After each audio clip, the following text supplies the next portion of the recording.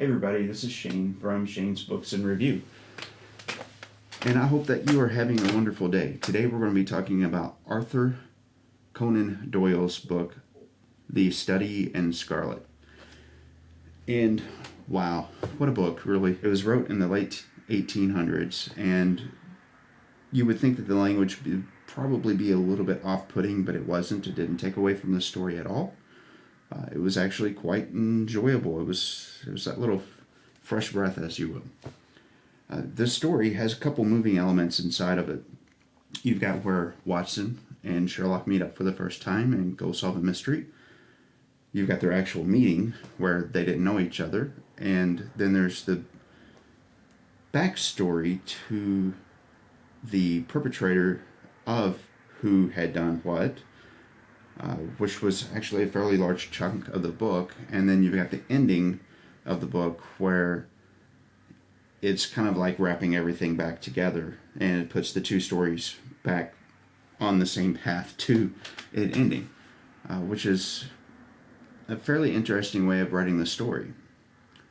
So it's almost like you get two books in the one, even though they're short, and I'm not complaining about the length at all. The first part of the book has to do with where Watson and Sherlock meet up together for the first time. It's through a mutual acquaintance, and that mutual acquaintance is kind of like, I don't know, Dr. Watson, if you're so much going to enjoy this Sherlock guy. Yeah, you're both looking for a place to live, but maybe you guys should meet up first, and I'm not responsible for what happens. Just remember that, right? And it was interesting to see that, how the two of them kind of clicked immediately, and the subtle nuance of Sherlock accepting him. I'm going to say it that way. So you've got that part of it, and then there's the actual mystery part of it, where Sherlock pontificates around and waxes poetic almost, and it's really unique to see the thought process behind it. I mean, these sorts of things that would have been absolutely groundbreaking in the 1800s are things that we just kind of take granted for these days. But the deductive process is still around. It's still there. People use it on a daily basis if they realize it or not. Since it was such a short book, this is probably not going to be so much of a long video. But it was a good book for sure. Now, during their figuring out what happened and who was the one that was responsible for two murders that happened that seemed almost amazingly difficult to solve, you've got this backstory that pops in. And the backstory is the story of why the murder was committed on both accounts. And it's actually fairly detailed. It really is. And that's something that anymore the whodunits haven't really been so much focused on the backstory of why and how, the feelings of the people that are involved and the motivations behind it. That's it right there. It's the motivations that get left out usually. They'll say what the motivation is, but there's a difference in between going, you know, this dude, he really stepped on my soul and I felt like I should put an ice pick through his neck. That really isn't a whole lot of writing. But if you get into the entirety of, well, there was these two guys and they cheated me out of the person that I absolutely loved. They didn't care about her. And then on top of that, the struggle of her as a child growing up, and the struggle of her father, the untimely demise of her father, and what all else happened. I mean, you've got this huge story, even though I'm not sure how you got such a huge story out of such a small book. Mastery. That would be the answer. So you get this grand treasure, and then you get the story of everything that Sherlock and Watson is doing, and then it all gets tied together, kind of with a third movement at the end of the book to wrap the backstory to what just happened. And it brings you back into the Sherlock novel, so you end on the Sherlock novel, not the backstory. It was really well done. So what kind of a read is it? Is it the kind of read that you could sit down in the bathroom? Is it a kind of a read where you can take it with you everywhere you go? Parts of it really aren't that much of a page burner, but it's got a really good pace. It really does. Now, I think that's the reason why in the course of a week I've read it 3 times. Well, two. If I were to guess, it'd be more like 2.75, let's be honest, because I've still got like 4 chapters left to finish it the 3rd time. But if it's good enough for me to read it back to back to back like that, that speaks highly of it.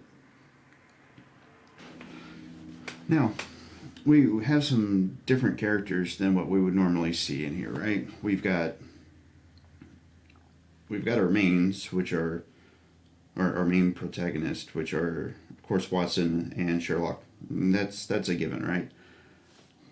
But what's your thoughts on Mr. Hope? Is Mr. Hope a protagonist? Or is he more like the antithesis of a protagonist? And the reason why I say that is, if you don't want spoilers, stop right here. That's the only warning you're getting. But with the way that his life got changed, I mean, he's a successful guy. He's a good young man.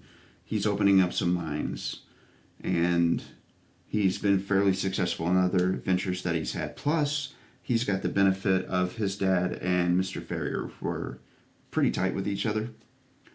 And so, with him chasing down the flower of Utah, as it was, and the other 2 people, Drebber and the way with what Drebber and Stangerson kind of ruined the flower of Utah, which is Lucy, and changed his life by just, it'd be kind of hard to wrap your head around it with today's mentality, right? I get that, but in the early 1800s to the middle 1800s, even into the late 1800s, and even in the 1900s, all the way up to about the 80s to 90s, women have been downtrodden quite a bit. And they were treating her pretty well like a piece of cattle or land to be traded and argued over. This would be Drebber and Stangerson. So you've got where they married her pretty much just to get the land that her dad had, and she gives up on life and dies because she's so heartbroken over the things that have happened with her father dying, not actually marrying the guy that she's been in love with for so long. And so Mr. Hope becomes a guerrilla terrorist. Moving on from that little debacle, he starts dropping rocks off of bridges and shooting through windows and sabotaging them. So they end up leaving America and traveling abroad, and so he ends up following them to get his revenge, right? So Mr. Hope, with that behind him, he's definitely not a good guy. I mean, he is kind of an antagonist, but he's more of a dynamic character. He starts out as a protagonist and changes through the book. But he's still a hero, if not just a anti-hero. So what do you guys think? Tell me down there in the bottom. It was fairly interesting to me to see the way that the book was brought to an end, where unfortunately, with the heart condition that he had developed over the years, trying to, 1, survive the desert, and then 2, chasing after those 2 characters, Drebber and Stangerson, through the rest of the book, it made him not a healthy guy. So we just finished the study in Scarlet. Now, the next one is The Case of the Four, and I'm going to be reading that over this next week. And I can't wait for it. I'm the type of reader, I'm non-biased. I don't care what platform you use to read it. I don't care if it's a tablet, an e-reader. I don't care if it's an audiobook or if you actually have the book in your hand. Some people prefer that tactile type thing. Some people prefer the audio. Just really depends upon how your mind works, but that's just it. Everybody's a little bit different. So as long as we're reading the same thing, it doesn't matter. I usually go for the unabridged stuff. So Anyway, till next week, if you happen to find a good book, please let me know about it. I hope you guys have a wonderful week. I encourage everybody, if you're reading, to leave me some comments in that description area down below, because I do read them. So, it's that time. It's the end of the video. I hope you guys enjoyed it. If you found anything interesting in here, make sure you hit the subscribe and the bell, because you kind of have to have both to know whenever things come out anymore from anybody. And hit the like and the share, because after all, sharing is caring. And it actually does do something for the channel. Beyond that, though, I hope you guys have a fantastic week. I can't wait to get into the stuff I've got planned for this week and to get this book read. But beyond that, you guys be safe and have a great week.